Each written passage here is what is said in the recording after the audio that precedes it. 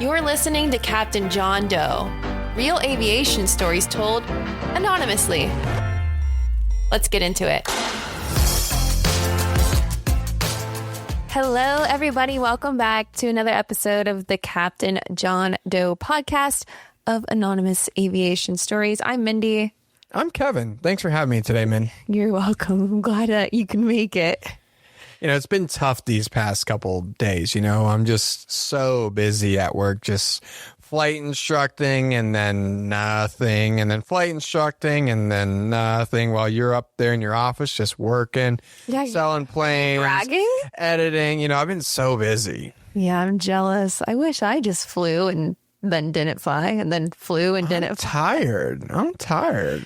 I bet. I mean, it is exhausting to be a flight instructor, so I do feel for you there. Let me ask you this question. I kind of mentioned it earlier. So I have a customer who we're getting really close to soloing, and the past couple landings haven't been the best, and the weather's been really perfect out.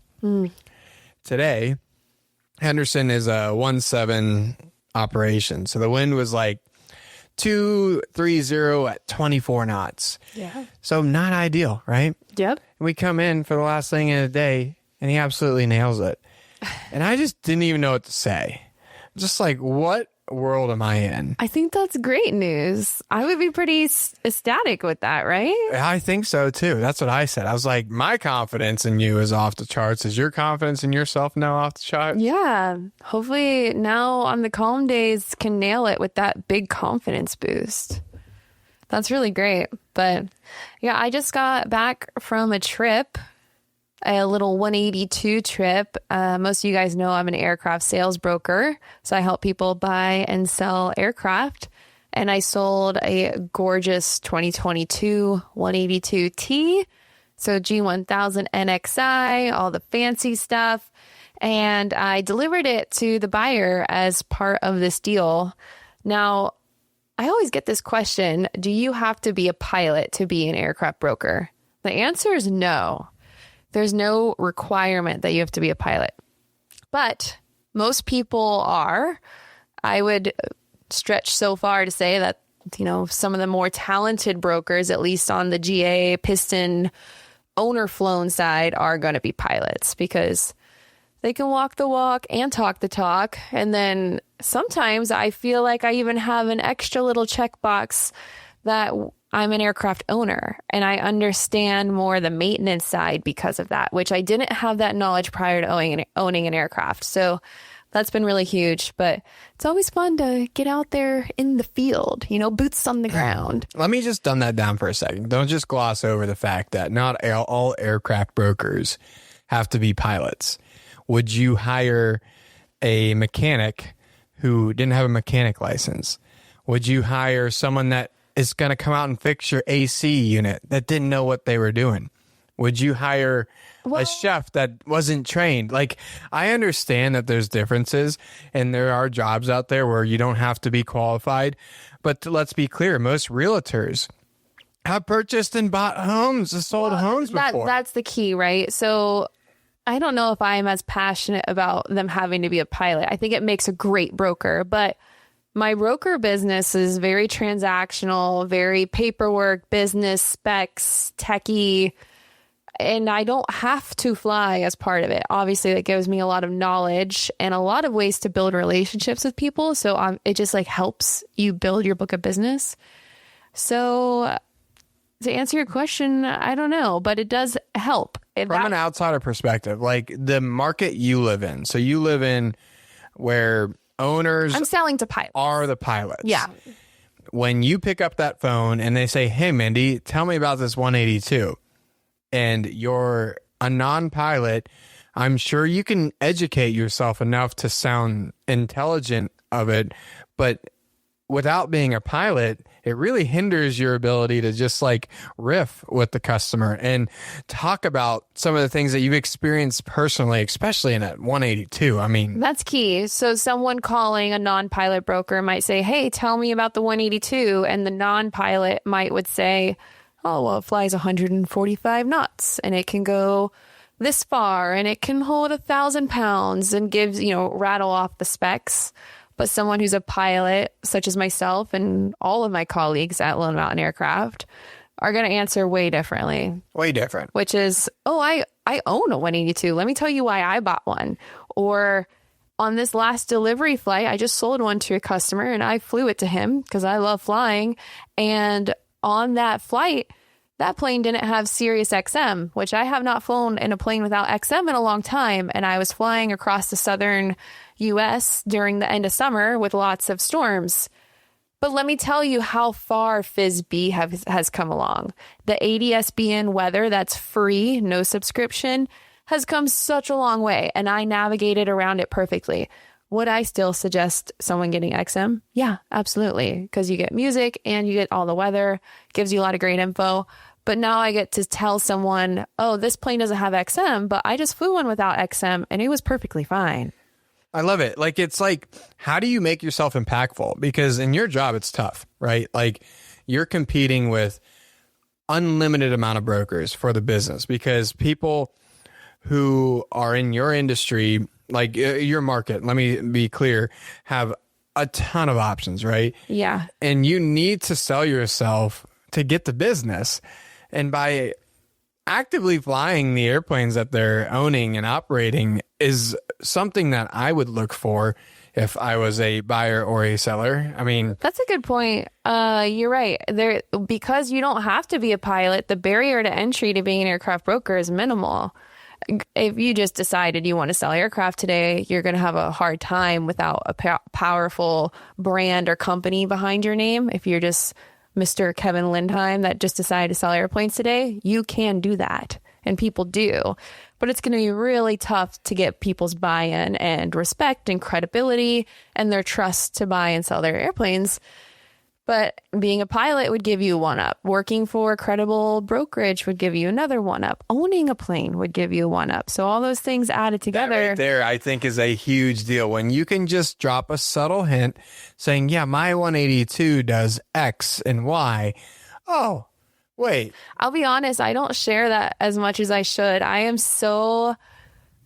get nervous to talk about my qualifications and what my accomplishments because I don't want it to come off the wrong way. And I'd say more often than not, a lot of my clients find out after the deal. And I'll say typically it's after they post a picture of me handing the keys to them or something and people start commenting like, oh, you worked with Mindy. We recognize her from social media. And then they kind of do a little deep dive on me and they'll call me and be like, Mindy, what the hell? I didn't know that you flew jets and that you owned a plane and you did all these things. Like, what the hell, man?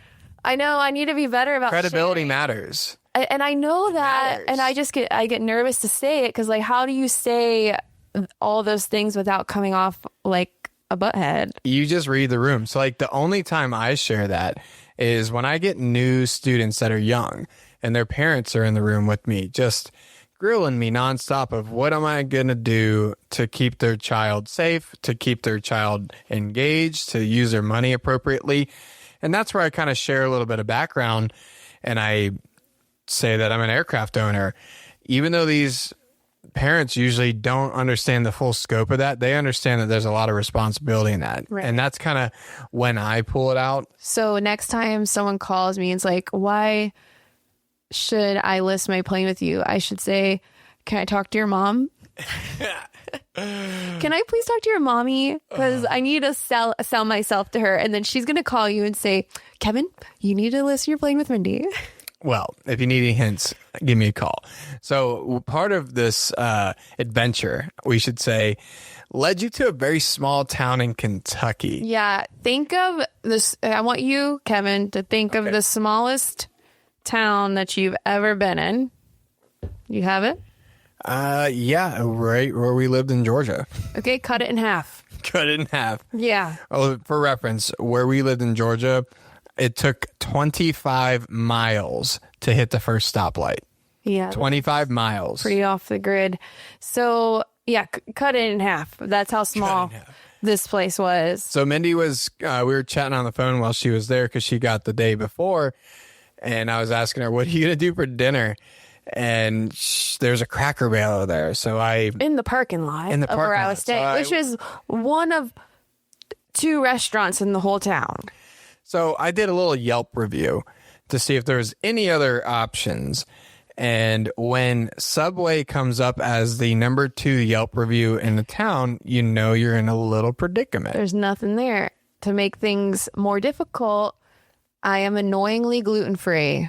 Not because she chooses. Yeah, I have a bad wheat allergy that I discovered at the beginning of this year and has honestly changed my life since going gluten-free.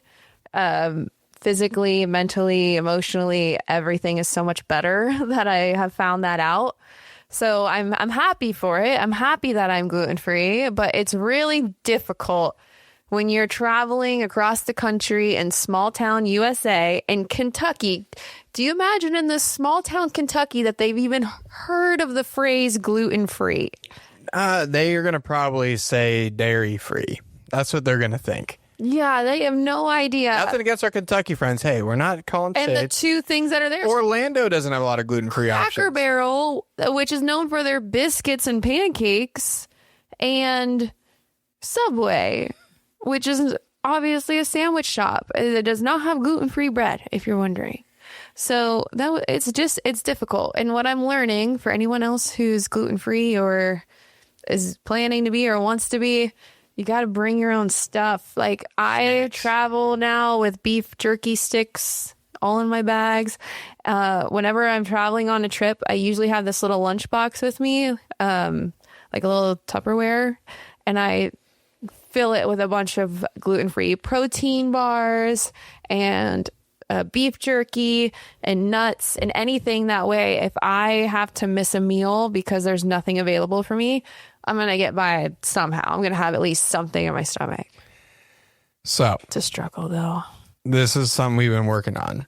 On a different note, if you're wondering where Mindy and Kevin are today at this very moment, If you are listening to today's episode on the launch day, we are currently at NBAA doing a live podcast at the Signature booth in the Las Vegas Convention Center. today is the day, guys. So we don't know how it went yet, but this is a little foreshadowing how exciting. So if you guys are listening, you're probably going to see some stuff on Instagram right around now. Yeah, I'm hoping that we're going to be able to record today's live show and put it out here for you guys, because I think it'd be really interesting for you guys to listen to as well. So hopefully that's something coming out in the future, TBD. But if you're at NBAA, we look forward to meeting you all today and seeing you guys and doing this show live in person, handing you some swag.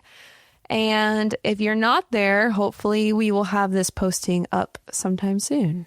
Sweet. So speaking of more stories, I have tons of ATC stories, but I want to hear your guys' point of view. Yeah. And I talk a lot about my stuff. Let's hear your stuff. I think that there's a lot of controllers that owe us some stories. Bring it. I know you're out there. I know you guys are listening too. I like ATC stories. And I'm not just saying ATC stories about aircraft. I love even the coworker stories. We've shared a couple of those, how things can get messy and control facilities, and I want to hear drama inside. the drama, like the real housewives of ATC.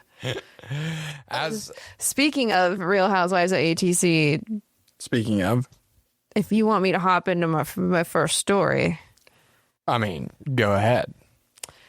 I have a reality show idea. Oh, okay. All right, I'm listening. I haven't Put it heard out this here yet. because I want someone to produce it. Okay. Crash pads. Okay. Do you know what crash pads are? I do. I know that because my instructor used to share some stories about her crash pad. There we go.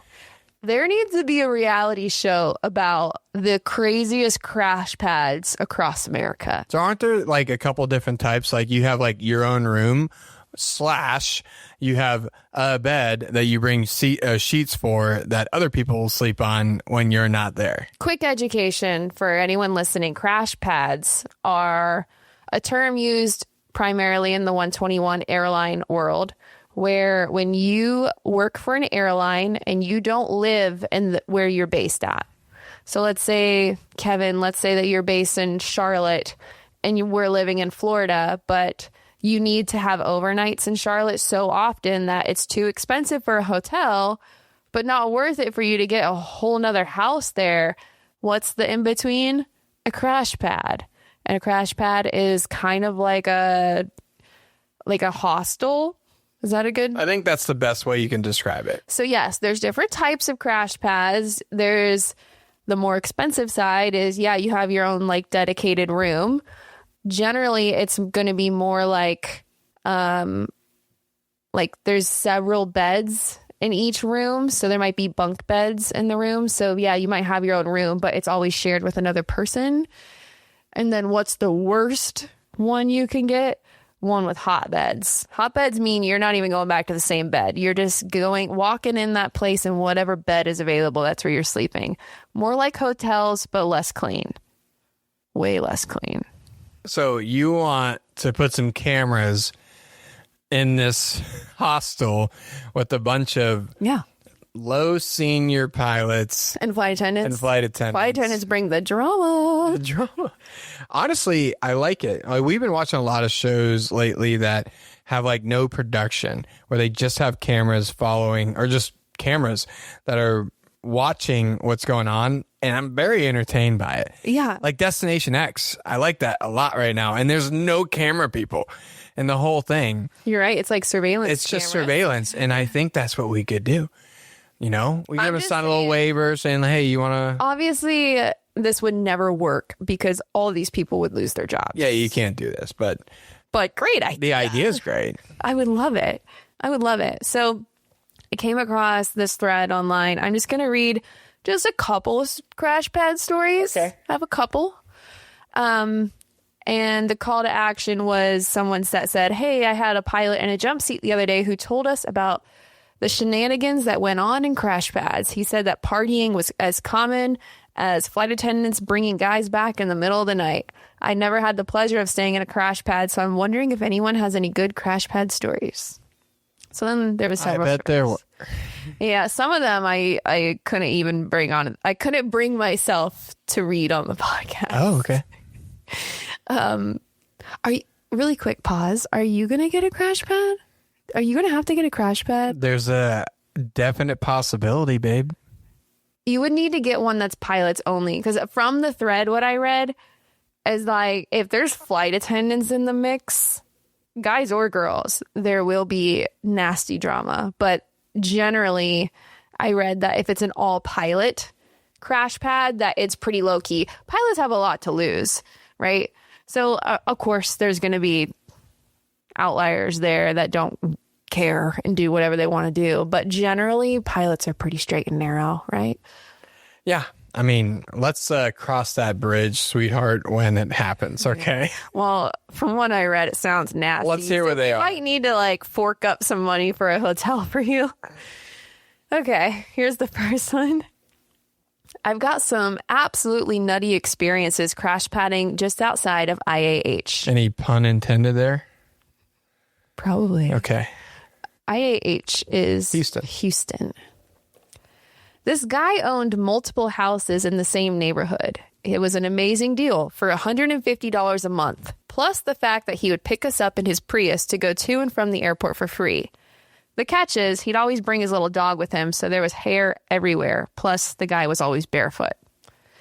I'm taking a shower one day getting ready for a trip, and I hear the door handle jiggle. I then see the lock go from vertical to horizontal. A British guy walks in and goes for a closet in the bathroom and says, "Don't mind me, mate, just go into me room." I'm in one of those showers that has the tall see-through walls. But yeah, this guy had some weird deal with the owner and he lived in the bathroom closet. Oh, okay. All right. You want to talk about that? Let's analyze all these as we go, because there's going to be too many. That he lived in the bathroom closet? Yeah. I don't even understand what you're saying to me right now. And that while someone was showering with the door I get it. I get the story, but it's that he just helped himself in. He unlocked the door from the other side. Don't mind me. I'm just going to bed. I'm just going to me room. Well, I hope that when I get my crash pad, it's a little bit more than that. Like, I want to know more about the bathroom closet, though. Like, was there room for a bed, or did he sleep standing up? Like, Probably just like in a zombie mode. Vampire style? Yeah. All right, hit me with these. Come on. Okay. Don't rush me. How dare you? There's many more interesting things that happen, but this one takes the cake. Is it commute or commute air? Commute air. Okay. Commute air captain cooking chicken in the backyard, and it's a nice day, so I'm chilling with him. He starts talking about this shed in the backyard. It has foil all over the windows and a master lock on the door with some cheap AC unit on it. He tells me that there's Pacific Islanders living in there, and they come out at night to clean all his crash pads. He owned 6 to 8 of them. I instantly call BS, and he tells me I'll have to see it for myself. Lo and behold, it's 1 a.m. Me and my training buddy are playing Mario Kart 64, and I see the outlines of multiple people in the backyard dispersing. One of them is a lady that comes into our house and starts cleaning. Holy shit. What the hell? He's got people locked up in his shed. Yes, with a master lock. Oh my gosh. What world are we in?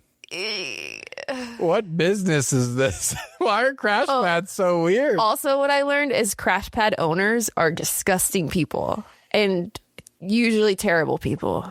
If you're a crash pad owner, some of these are good deals, though. then I'm sorry, and maybe you're not this stereotypical, but Maybe you don't have Pacific Islanders locked into your shed that only come out at night. That you let out at night, foil all over the windows so no one can see in or out. That's yeah.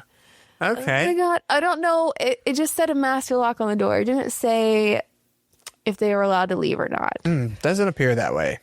Don't love that. But again, crash pad owners, from what I've been reading, are not the greatest people. All right, here's the next one. Ah, yes, the heydays of my youth. I fondly remember wiping my ass with coffee filters because the petty, stubborn owner refused to restock the toilet paper frequently enough. Then I remember the absolute buffoon who shared my room with 6 other pilots who had night terrors and would wake up screaming, kicking his top bunk every night. The owner refused to evict him, even though the point of a crash pad, ideally, is to rest, and he prevented everyone in the room from resting. I remember food getting stolen by flight attendants who used the house as a replacement for permanent living situations. So they were always there, always being a drain on the shared resources and stealing other people's stuff on top of it. I remember missing my report time on probation at my first airline because the owner insisted on driving everyone to the airport but overslept. This was the prehistoric days before Uber. So many of these guys just want to be involved so much. Why are they driving them? Yes. I don't know. Also, there's nothing that I hate more than anything less than 2-ply toilet paper. Imagine you having to wipe with a coffee. You would. And I said 2-ply to be nice, okay? You would call me crying if you had to wipe with a coffee. We were at my parents' house recently, and they had 1-ply toilet paper, and I almost left. Yeah. It's unacceptable. Speaking of toilet paper, do you want me to say one nasty line that's in here, or should I skip it? Say it. In my last one, there was a toilet with a very long, gently sloped front part. So people would intentionally poop on the front part, the dry part of the bowl, so that no one could flush it. Why? Why would they do that? It's so bad. Why are we being so mean? It's so bad. Just flush it. Why we gotta make it? I can picture what they're saying. You know what I'm like, the bowl that's like super sloped that the water doesn't really hit. Yes. Yes. Why? And you have to really maneuver your squat to be able to accuracy. Yeah, it's impressive. That's not the normal place where it would fall. Okay. All right. Okay. Keep going. Rapid fire. But after that, you got to use your coffee filter. No. Immediate eviction. Myself. Evicting myself. Okay. The DTW hotel crash pads were a test of the will to need to sleep. I know the Clarion Hotel had a 10-bunk bed suite where it was like a military barrack setup. The other standard was up to 6 people sharing a 2-bedroom. If there's 3 people there for the night, 2 of them have to share a single queen-size bed. Remember, now this is when everyone was making less than $30 an hour, so sharing a bed with a stranger was the exchange for $150 a month with a shuttle to the airport. None of the hotel rooms, except for a couple of suites, had bare bone kitchenettes. We had an electric griddle that we'd put in the bathroom sink. We'd sit on the toilet seat, flip chicken patties and stuff with the vent fan on so it wouldn't set off the smoke alarms. All right, we're just going to stop right here. Do you want to hear more? And say, if for some reason this happens to me, well, you can't. We're going to move to Charlotte. If I'm based in Charlotte, we're just going to move. Okay, we're just going to move. Like, it is what it is. I'm not going to do that. I'm not going to sleep with some grown-ass man in a queen-size bed. Yep, so you'd sleep with a stranger in a queen bed. No. I don't have a problem sleeping in the same room if I have my own bed, but not with someone else. In the bed. No. I would have secondhand disgustment knowing that you had been through these experiences. Disgustment, is that a word? When you would come home, I'd be like, ew. Like, yeah. You need to take several showers. Yeah. Okay, what's next? Are you liking these? A little bit. It's a little scary. Okay, actually, that's probably a good place to stop. All right, so lesson of the day is crash pads are terrible. Probably disgusting. Good news is they don't make $30 an hour anymore. So maybe So now the prices of crash pad have just gone up. I was going to say maybe we can get a better crash pad now. No, they probably just raised the prices of crash pads knowing that people can afford it now. Fun. Disgusting. Yeah.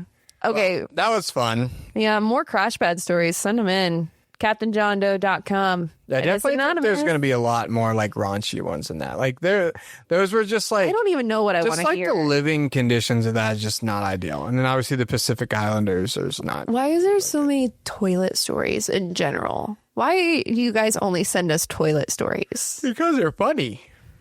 They are funny. I love toilet stories. Please send more. But no one ply or coffee filters. Like. I'd rather a leaf. Like, are coffee filters soft or frictiony?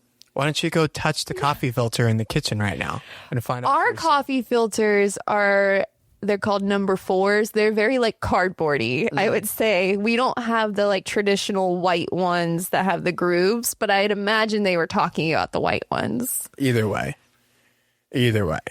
All right. Well, you would hate enough about crash pads. So we'll go back to a listener submitted response, and it's much safer than what I just did. So I think like last week's episode, we kind of shared our own personal story about our issue and our airplane.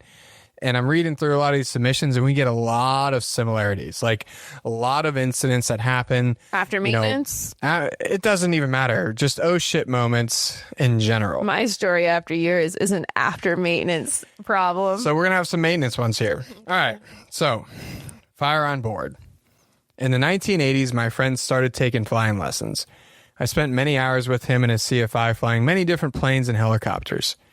My sister and I got to fly aerobatics in a Cessna Decathlon. Okay. Not a Cessna Decathlon, but I digress. With his CFI. Just self-edit that. Yeah. It's just a decathlon, and he did it with a CFI as the pilot. On the day my sister was flying aerobatics, my friend and I followed in another plane to video her flight. Our rental plane was a Cessna Skylane 182 RG, fresh out of a repair shop for a landing gear problem. Here we go. Before I even knew it. After taking off and putting the gear up, we followed the decathlon to an area where aerobatics are performed. During our flight, we heard a whining sound, and not knowing what the sound was, we continued on. But soon, our cockpit was filling with smoke and the smell of burning wires. Our minds and hearts were racing, but no one panicked. We turned off the master electrical switch, and the smoke started to recede. We turned the master back on momentarily just to radio the decathlon that we had issues. The pilot in the decathlon said he would do all the radio work back to the airport so we could at least leave the master electrical switch off on the way back. Before landing, we turned the master on to lower the landing gear, but all we got there was main wheels hanging in the wind, 3 red lights, and more smoke in the cabin. We started using the emergency landing gear hand pump The pump lever takes many, many pumps for the gears to extend only a small amount. But we kept pumping until we had 3 green lights, and then we held our breath for landing. We held the nose wheel up as long as possible until the full weight was on the wheel. We returned the plane back to the repair hangar. The gear issue was all due to the hydraulic pump motor being wired incorrectly. Shocker. Shocker. Frustrating. I've not done any GA flying since the 80s, until 2023 when we took a charter flight with my family to Boston on a Cessna Citation Encore. On the way back, I was watching our 2 pilots start looking in the plane's operating manuals. Once on the ground, I asked what the issue was. They replied, we had a landing gear warning light that kept coming on. I then told them my landing gear story, and they replied that the most critical flying time is after aircraft maintenance is complete. Moral of the story. Yeah, I'm not shocked to hear it. How many times are we going to say this? I'm going to say it again in my next We are spiel. not throwing shade at mechanics either. Let's be clear. It just happens. It's just the most dangerous Even time. after an oil change, you best believe I'm making sure there's oil in the sump. And I've had other, like the shop people call me out as I'm checking the oil to leave saying, we just did an oil change. Like, I know, I want to make sure you actually put oil in it. What if somebody forgot? You know what? You just made me think of something. We were at a fuel stop in Podunk, Georgia one day, and we got fuel from the fuel truck. They did their thing, and then after they were done, I asked to use their ladder to check the fuel and just verify. And I did all that, and the line guy looked at me all perplexed, and I was like, what's up? He's like, you know, I've never seen anyone do that. And I said, do what? Check my work. Oh my gosh. And I'm just like, oh no. That's bad. Every time. Of course, we have to make sure it's actually topped off. Yes. There's also like every aircraft has different filler necks, you know, and the line guys don't always know what's full. Obviously, you would imagine to the top is full, and I think most line guys do that. But sometimes they don't. Sometimes they go to like the bottom of that metal piece, and it's Yeah, they not go to the full. tabs. Or they don't even go the whole way. Like you can clearly see that there's 5-6 gallons clearly out. Like they tried to go to the top, but just like didn't wait it out to really get it topped off. And that could have been your 30 minutes of reserve that you were planning on. So yeah, you could always look. But back to the story, Decathlon was a great wingman. We just heard a great wingman story last episode. He's like, I got you. I got I you. love that. Don't worry about it.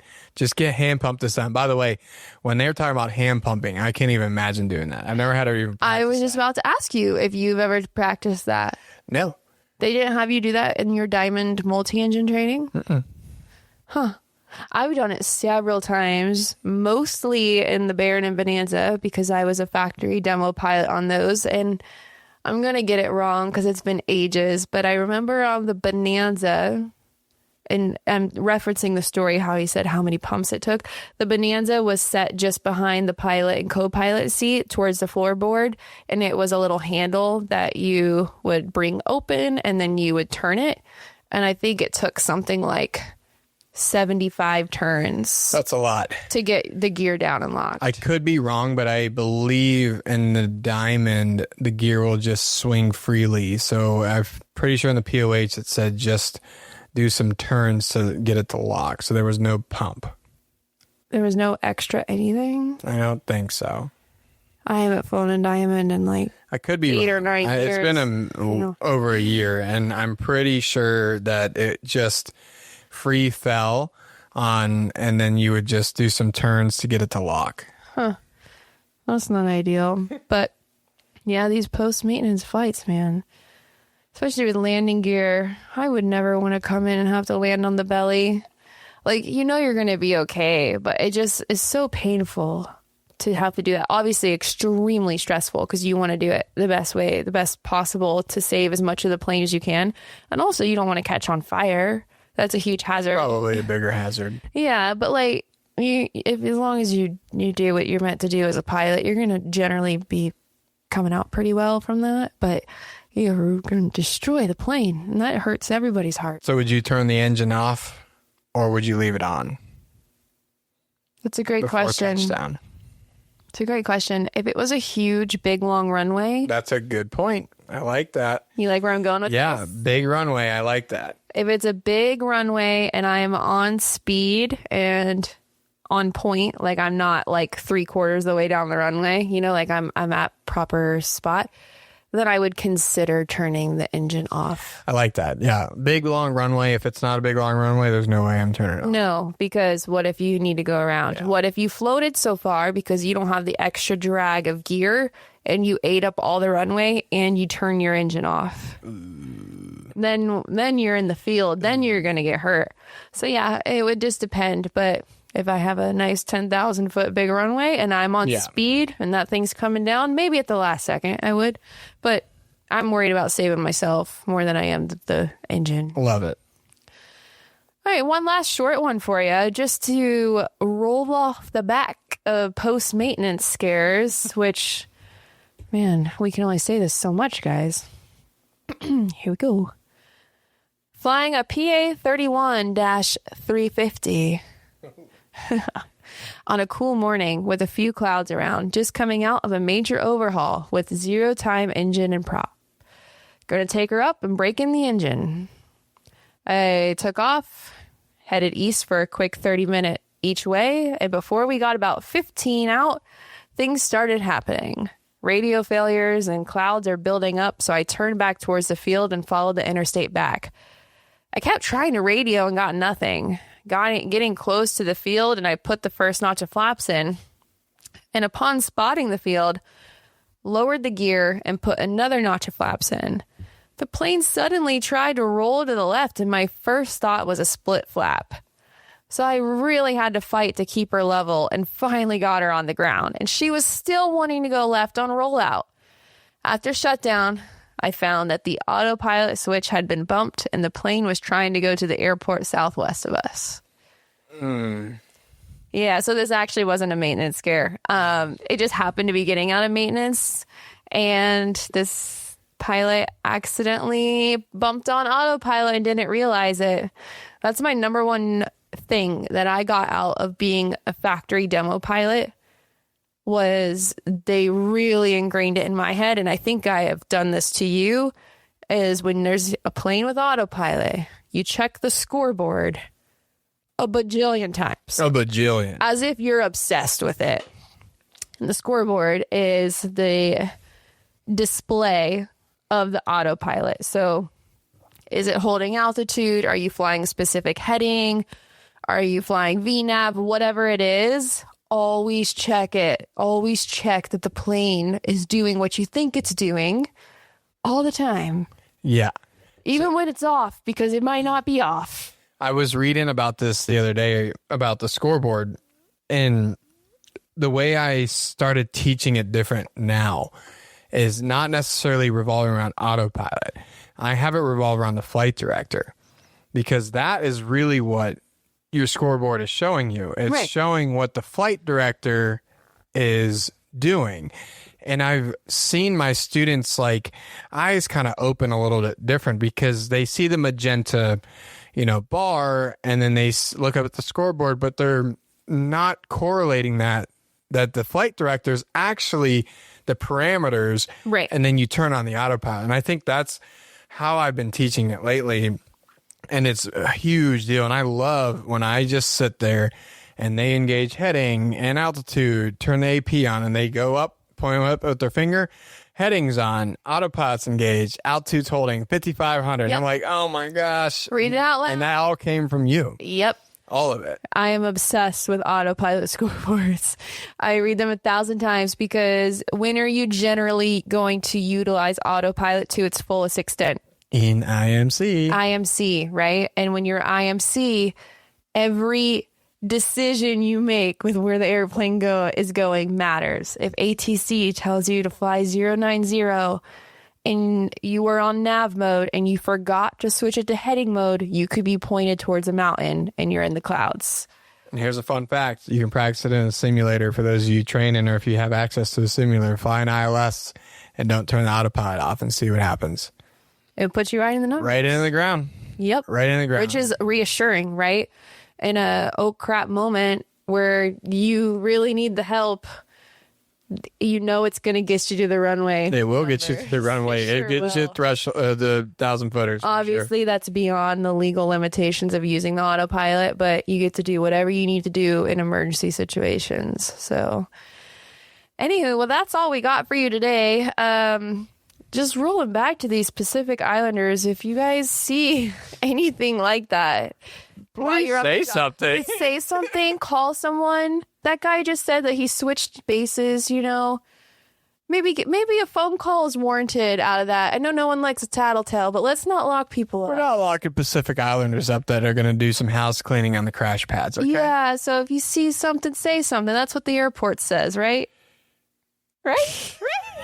Is that the TSA tagline? See something, say something. If you see something, say something. Anyway, I feel like we really need to drill that in because we kind of glossed over it. Well, I guess I'm not going to be staying at crash pads anymore. We're not flying ever again when the airplane goes in for an oil change. What else are we not doing anymore? We are not scaring ourselves. That's what we're not doing. These are all outlier stories. That's why there's stories. What's not an outlier story is one-ply toilet paper, okay? We're not doing that. That's immediate grounds for divorce. One day when you least see it coming, and I know you're going to be in the bathroom, I'm going to replace the toilet paper with coffee filters and get out of town. You're going to be stuck in there with just coffee filters. No, I'm out. How are you out? What are you going to do? Waddle to the kitchen? I just go get a hose. You're going to waddle outside. I go in the shower. That's disgusting. Figure it out.